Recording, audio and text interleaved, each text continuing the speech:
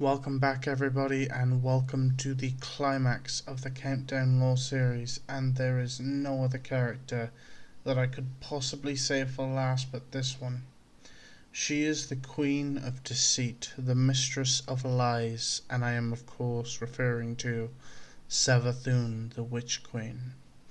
Now, full disclosure, I don't believe she will be a prominent figure within the gameplay story of this year. However, that said, I definitely think that just like years prior, Savathun will be making moves from the shadows that we will see very heavily within the lore. So with that in mind today, we're not going to look at her origins, but in fact her actions towards a master plan that has been forming since before our rebirth, and that has become increasingly prominent over the past 4 years. So let's get into the video. Around the same time that the Hive's tribute system was established, Savathun, unsatisfied with the established method of worm feeding, embarked on a project that would allow her to escape the trap of feeding the worms created. To do so, she attempted to increase the rate at which her subordinate Hive gathered tribute for her by placing several Ascendant Hive in orbit around a black hole. In doing this, she hoped that because time would pass more slowly for the Ascendants relative to the outside universe, that the Ascendant's worm perceived an increase in rate of tribute produced by lesser hive elsewhere in the cosmos, and thus would be satisfied without true increase in tribute. However, this plan was unsuccessful, as the Ascendant's worms understood what was happening and increased their hunger. Consequently, Savathun resolved to try another approach, in which a subordinate hive would gather tribute in a region of space where time passed faster than the rest of the universe. She planned to use the power and insight attained through this method to completely overhaul the way in which she gained tribute through the sword logic, going for a system where tribute was obtained through violence to one where tribute was obtained through the failure of other beings to understand her schemes. This new system of acquiring tribute would be known as Imbaru. To achieve this, she purposefully led Crota to let the Vex into his father's throne world in order to compel the Vex to create Curia, Blade Transform. Later, when the campaign against the Harmony was complete and Curia was taken and given to her as a gift, Savathun left her siblings behind and entered the Harmony's black hole, hoping to further her plans and prevent the taken Vex mind from reporting her work to Oryx. Whilst in the black hole, she taught Curia how to harness hive magic and apply it to computational problem solving. Using this, Curia learned how to navigate and engineer the singularity, then format the information for Savathun to understand. Now able to understand the singularity's inner workings, she began moving forward with her grand scheme. 2 years after the death of Oryx in the Taken War, a previously unknown hive brood infested the abandoned Golden Age arcologies on the moon of Titan, led by powerful hives such as Naktal, Fury of Savathun, Kudazad, Binder of Savathun, and Nabalak, Trusted of Savathun. Ghost scans of various hive artifacts further linked the new brood to Savathun. Most disturbing of all, a fireteam of Guardians was lost during an incursion into the new Pacific arcology, Operation Caliban, and were discovered to have been converted by the hive into crystals containing void light. These crystals were intended to feed summoning rituals for her, at the centerpiece of which was a massive shrieker titled Savathun's Song. With the aid of the Praxic Warlock Taku III, the Guardian fought through the depths of the arcology and destroyed the crystals and the song, disrupting the summoning ritual. Evidence from elsewhere in the solar system indicates that Savathun has taken control of remnants of Taken through Curia, having learnt the power to take through its perfected simulations of Oryx. On Io, Taken forces led by Irarok, Tongue of Curia, had attempted to corrupt the Vex Collective at the Pyramidion, only to fail due to the Guardian's intervention. Furthermore, a Red Legion commander, Grask the Consumed, was encountered as a Taken. The Red Legion had a presence in Sol after Oryx's death, so this serves as further indication that Savathun has achieved domination over the Taken. As Savathun neared gaining complete control over the Taken, within the reef the Witch Queen gained a new and powerful ally in the form of Riven, the last known Ahamkara in the solar system. Taken by Oryx during the onset of the Taken War and the first invasion of the Dreaming City. However, unlike most Taken, Riven retained her sense of self and free will. With Oryx passing and the Taken leaderless, Savathun made contact with the Taken within the city and Riven, giving the Ahamkara a new purpose to serve the Witch Queen. Through Riven, the Taken were prepared to corrupt the whole of the Awoken and launch an invasion on the reef using proxies like Aldrin Sov and his fallen Scorn. Though Riven succeeded in opening the gateway to the city, it left her vulnerable to the Guardians sent to kill her. The Guardians, aided by their Awoken allies and the formerly Taken Techians, managed to kill Riven and cleanse her Taken essence. Nonetheless, her death served a purpose as the Ahamkara transcended death and granted one last wish, cursing the Dreaming City with Taken energies and altering its rules of ascendancy. Whether Savathun was implied to have allied with her sister or not, Xivu Arath has taken measures to assume control over the Taken and Hive within the Dreaming City. Entities sworn to the Hive's god of war have appeared stealing Awoken relics of dangerous knowledge, with powerful Taken creatures supporting them. Though the Guardians put a stop to this scheme, it proves that the two scheming sisters have shared a seemingly mutual alliance to seize their brother's Taken army for themselves. To further her goals and maintain her advantage, Savathun entrusted her daughter, Dolinkaru, the Eternal Return, to command the Taken curse within the Dreaming City and find a way to invade the Distributary, the true origination of the Awoken, to reach new bounds of godly strength. Despite having the backing of Xivu Arath's Hive and the Taken at her command, Mara Sov called upon her Guardians' allies to fight back against the Taken corruption. The corrupted former throne world of Mara Sov. The Guardians fought with Dolinkaru and killed the daughter of the Witch Queen. However, this seeming failure was all a part of Savathun's greater plans for the Dreaming City. After Dolinkaru's death at the hands of the Guardians, the Dreaming City reverted to the state it had been upon first being unsealed by the Guardian, progressing again through the same process of becoming corrupted by the Taken and culminating in another battle between Dolinkaru and the Guardians. This apparent time loop spun by the Taken Vexmind Curia and realized by Riven's wish.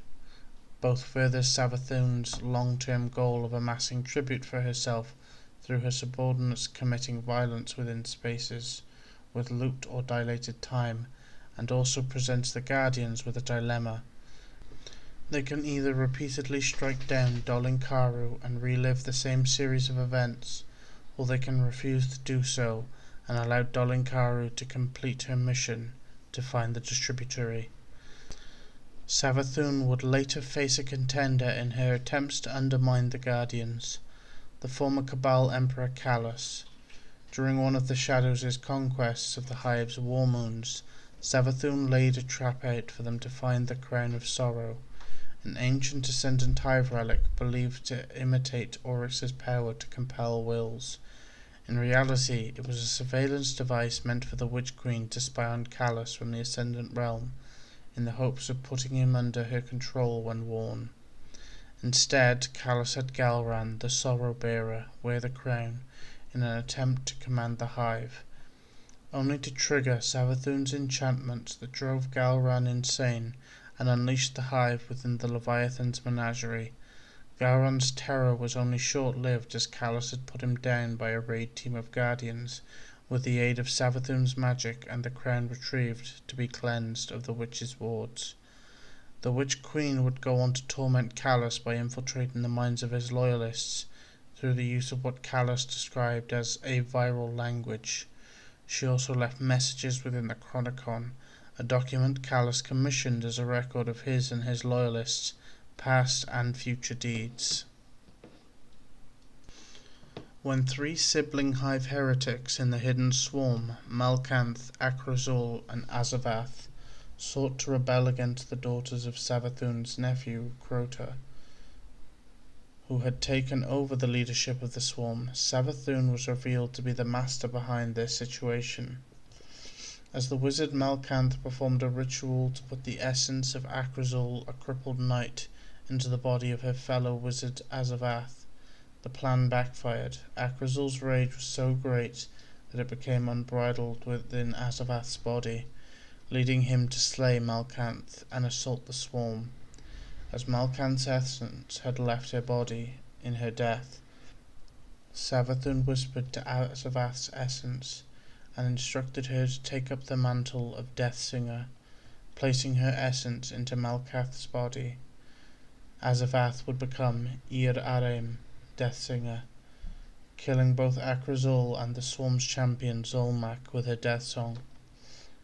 Savathun captured Zolmak's essence as he died for her own purposes, and discussed with Malkanth's essence without a body before she died. The Witch Queen told Malkanth of her dismissal of gods and absolutes such as time, space, and death, when they are all so easily broken, believing that when the final absolute falls, reality will face a final and complete ending. Savathun said she wished to ensure that end would not come to pass by making herself an absolute. The Witch Queen would then make contact with the daughters of Crota as part of her greater schemes. She made a deal with the four, offering two boons: the essence of Zolmak to be reanimated as a puppet champion for the daughters' nefarious purposes, and the reformation of the Choir, a legendary group of death singers to be led by Irarem. In turn, the daughters would invest in the construction of the Scarlet Keep to draw the Guardians to the moon and set the events that would come to pass. However, the daughters failed to realize that this deal was another deceit of Savathun's. The Witch Queen was aware that even with the Choir and Zolmak, the Guardians would decimate the hidden swarm.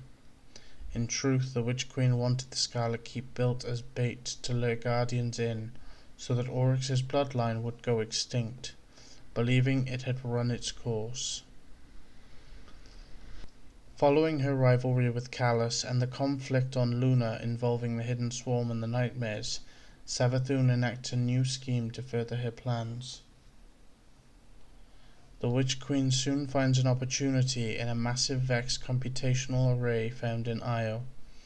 As Savathun seeks knowledge to inform her plans and pawns to carry them out, the array would be able to fulfill both. Thus, the Witch Queen sent a large taken blight into the array to corrupt it and bring it under her control.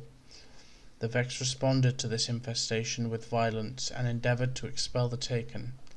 However, the Vanguard detected a massive surge of power beneath the Pyramidion, where the array is located, and sent a Guardian strike team to investigate. They soon find the Vex and Taken battling each other for control of the array, but recognize the Taken blight to be similar to those found in the Dreaming City, causing them to have suspicions that Savathun is behind this Taken offense. Despite getting involved in a three-way battle, the Guardians make it to the center of the array to find the central blight anchoring the Taken infestation. The Guardians manage to destroy the anchor, but it summons Baurisk, envoy of Savathun. Despite the Taken incendiary's power and the Vex interrupting the battle, the Guardians succeeded in destroying Baurisk, thereby breaking the Taken infestation, leaving the Vex to be able to drive the Taken off. Regardless of this victory, Eris Morn encourages Zavala that the last city must be prepared for when the Witch Queen may strike next. Though Zavala is confident that Guardians will be able to defeat Savathun as they have with Oryx, Eris counters that the Witch Queen is not as foolhardy as her brother, and she would not risk a direct confrontation. Therefore Eris states they must prepare and be wise enough to know when Savathun will play her hand. Shortly prior to the pyramid's arrival, Nokris attempted to enter the Ascendant Realm by way of trickery instead of sword logic. This attracted the attention of his aunt. Savathun drew her nephew into her throne world and struck a bargain. In her plans to defy the pyramid, she had taken notice of his necromantic power. Knowing that the pyramids would soon converge on Sol, she instructed Nokris to interfere in any of their attempts to communicate with the Guardian. To aid her nephew, she ordered the Taken under her command to attack Io. The moon had been chosen by the first pyramid to make contact, and the vessel had taken position above the cradle, where a tree of silver wings had grown in the wake of the traveller's departure. Savathun's forces invaded the site in order to interfere in any communication attempts. So there you have it, guys. That is pretty much everything that we can confirm Savathun's direct involvement in since, Vanilla D2 really. And I just want to say thank you so much for watching the video, and also for watching the entire Countdown series. I hope that you have learnt some things, and I hope that you are super hyped for what's to come within the world of Destiny. Now, just as a final reminder, I am streaming on Twitch tomorrow at the launch of Beyond Light. I hope you can make it there with me. As always, thank you for taking the time to watch and listen to me. It's more than I could ever ask, so thank you. Take it easy, and I will see all of you in Beyond Light.